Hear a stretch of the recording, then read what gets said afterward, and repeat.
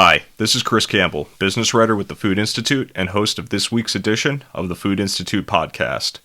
This week, we will take a closer look into how the coronavirus pandemic could be pushing robotics and automation efforts years ahead of schedule in the food industry. But first, I'd ask that if you're listening to us on YouTube, you like this video and subscribe to our channel to make sure you're up to date with all of our latest content.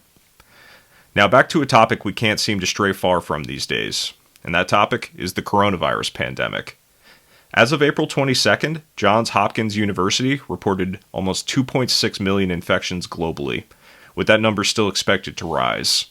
While some governments were mulling reopening dates, others were extending lockdowns.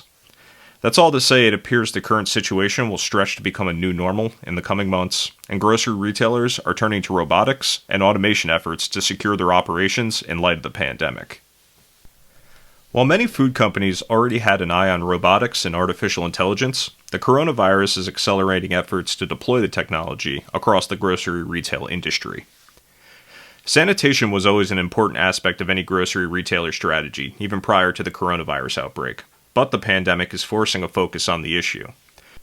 However, as grocers are dedicated to restocking shelves and hiring new associates, robots are filling a specific role, and that role is cleaning floors. BrainCorp is the developer of a cloud-connected operating system for use in commercial autonomous robots, and it's established partnerships with major original equipment manufacturers in the industry.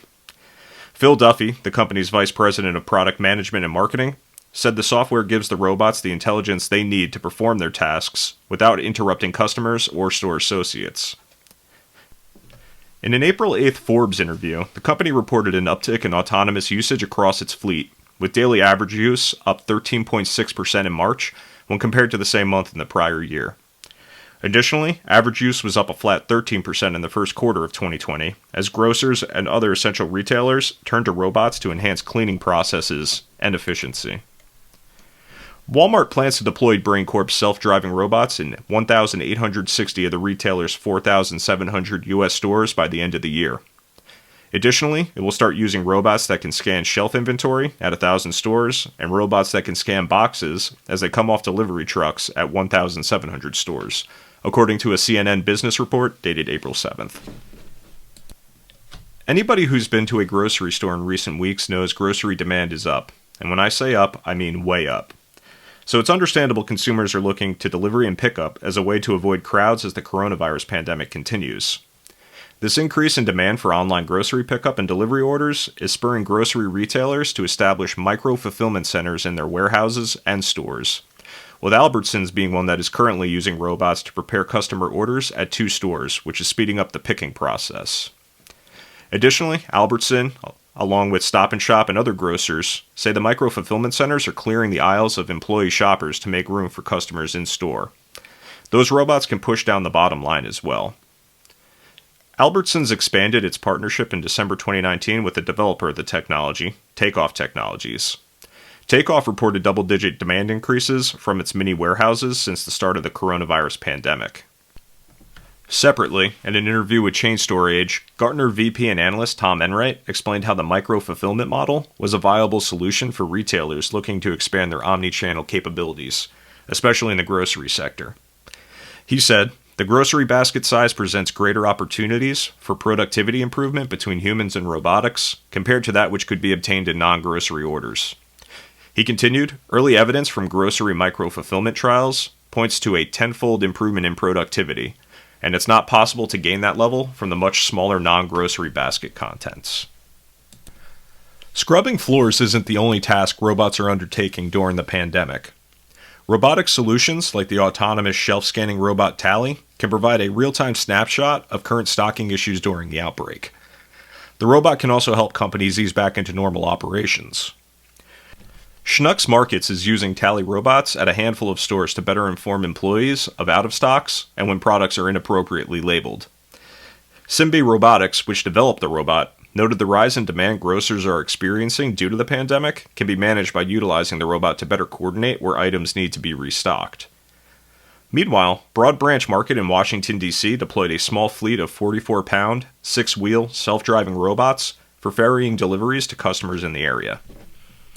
The company, which closed its stores to shoppers while pivoting to delivery and pickup models, said the robots are popular with customers. Duffy noted retailers will likely view robotics with a new lens when the U.S. emerges from the public health crisis. Instead of being viewed in an investment lens, many will view robotics and AI as integral to long-term success. Stephen Keith Platt, Research Director for the Retail Analytics Council and adjunct professor at Northwestern University, also spoke on the subject, saying, "I strongly believe that the current health crisis will accelerate the adoption of robots in retail." He continued, "Short term, this is to address health concerns of workers and customers. However," he said, "in the long run, robots in stores are expected to stock shelves and prepare food." The pandemic forced retailers to adopt additional contactless payments to stem the spread of the virus and meet the needs of consumers who want to physically interact less with the world around them. Cashiers had already witnessed the advent of the self-checkout kiosk, a technology which will serve a more important role during the pandemic, and more modern contactless checkout concepts like Amazon Go are also expected to gain traction.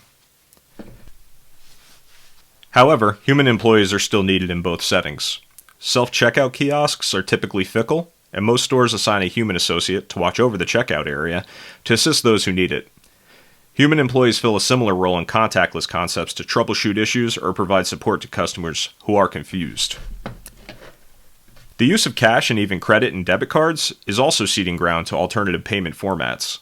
Contactless payments could grab an additional 10 to 20% of transactions at stores and ATMs as a result of the pandemic, according to mobile payment research firm Crone Consulting LLC, which noted person-to-person services including PayPal, Venmo, and Zelle could benefit as well. Strawhecker Group and the Electronic Transactions Association in April reported that 27% of small businesses across the nation saw an increase in payments made via services like Apple Pay. Additionally, Publix supermarkets said the pandemic sped up its deployment of contactless terminals to provide customers the option to use a service like Google Pay. The dynamic could depress job creation following the pandemic. Warnings against the job losses related to the rise of robotics and AI were issued shortly after the initial deployment of the respective technologies themselves, but stay-at-home orders are forcing businesses at large to find ways to remain profitable, and one avenue they are exploring is automation and robotics. Robots could fill the particular needs stemming from the coronavirus pandemic and provide protection against subsequent waves of infections caused by the virus. Additionally, they could provide a level of insurance against new pandemic strains, natural disasters, or other circumstances that prevent human employees from reporting to work. One of the most widely cited studies on the topic is a 2017 paper from Oxford University that tried to calculate automation in the next 15 years. Johan Moenius, a professor of global business and the director of the Institute for Spatial Economic Analysis at the University of Redlands, used data from that report to refocus on the effects of the coronavirus. The Department of Homeland Security standards state about 54% of all jobs in the U.S. are considered essential. Of those jobs, 67% were susceptible to automation, with low-wage jobs and retail and warehouse among the most at risk. In summation, while the coronavirus pandemic didn't cause grocery retailers to seek automation and robotics solutions for the first time, it is certainly accelerating the trend. The public health implications seem promising, but their use could negatively impact the human workforce, which is already reeling in the U.S. with more than 26 million unemployment claims reported as of April 23rd. Personally, I have yet to shop in a store with one of these robots either during or pre-pandemic. If you have and would like to share your experience, please do so down in the comments. I'm generally intrigued on seeing how one of these robots would affect the common consumer, both before coronavirus and in the current climate. That said, my personal belief is that sensible deployment of the robots would be a smart move for the industry. As we've seen, even in a pandemic, people need to eat. Allowing robots and automated technologies to at least perform some of that work during a crisis situation can alleviate the stress of finding food during the pandemic, which benefits the entire system.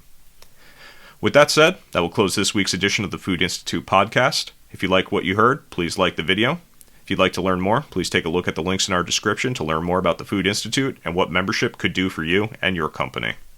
So, until next time, this is Chris Campbell, signing off.